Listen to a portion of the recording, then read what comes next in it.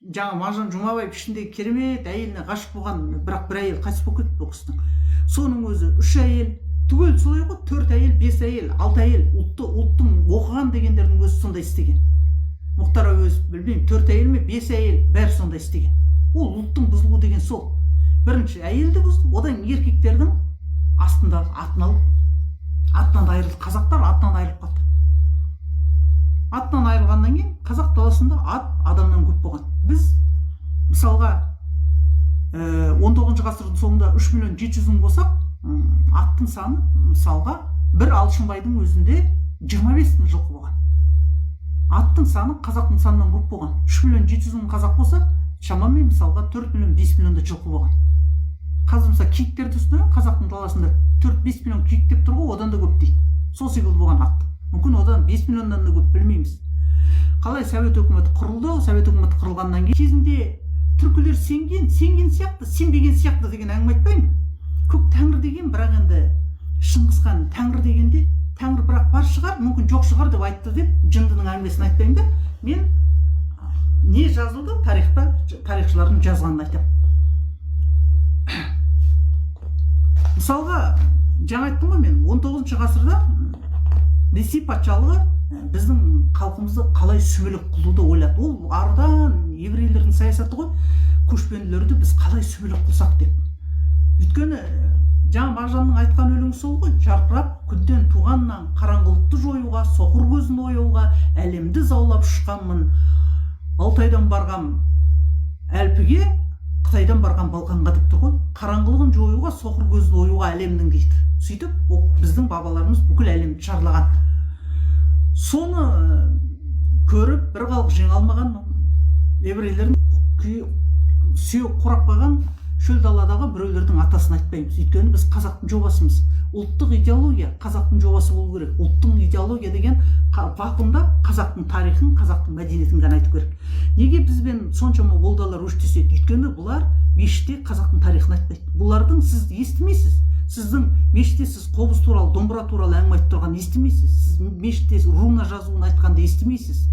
Сіз мешітте, не болмаса шіркеуде сіз Шыңғыс ханның тарихын, анау менің бабам күшліктің, бұйрық хандардың, немесе мына үйсіндердің, дулаттардың ұлы мемлекет империялар болған сіз естімейсіз. Ондайды айтпайды олар.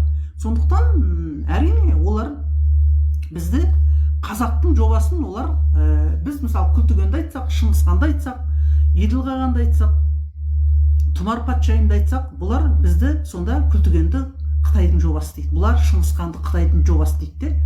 Бұларда бұлар Шыңғыс ханды Қытайдың жобасы дейді. Бұларда өйткені ұлтшылдық жоқ.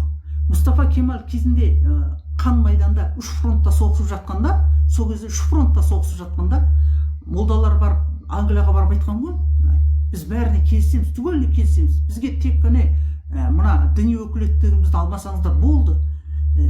Мемлекет 3-ке бөлінсе де келісеміз деп. Сол кек мына жерінде Мұстафа Кемалдың қалған ғой.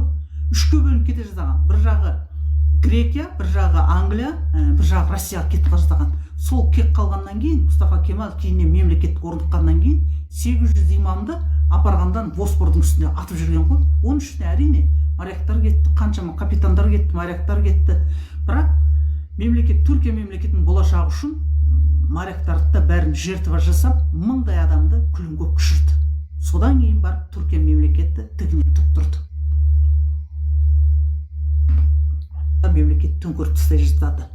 Қазірдің өзінде де қатты, мысалы маған таңыршы ретінде бәрібір қатты өздерінің ортасында текетірес бар ғой.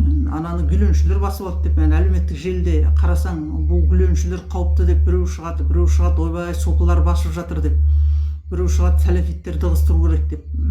Дінді мүлде мемлекеттік идеологияға жолатпау керек. Мына мемлекеттік идеологиялық вакуумға ұлтшылдық идеологияны ғана кіргізу керек. Ұлтшылдық идеология деген ол тәңіршілдік, ол қазақшылық. Өйткені біз қазақтың проектісіміз, біз қазақтың жобасымыз.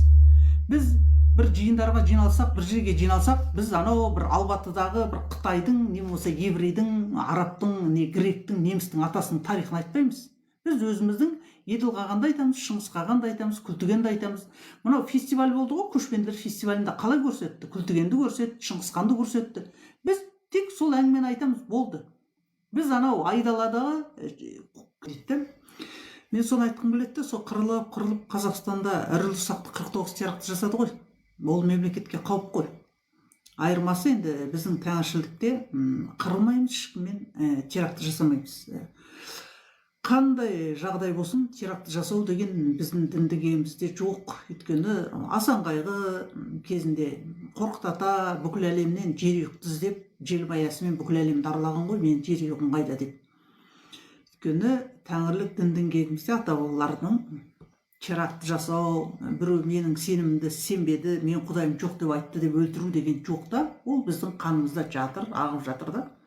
Қандай жағдай болсын.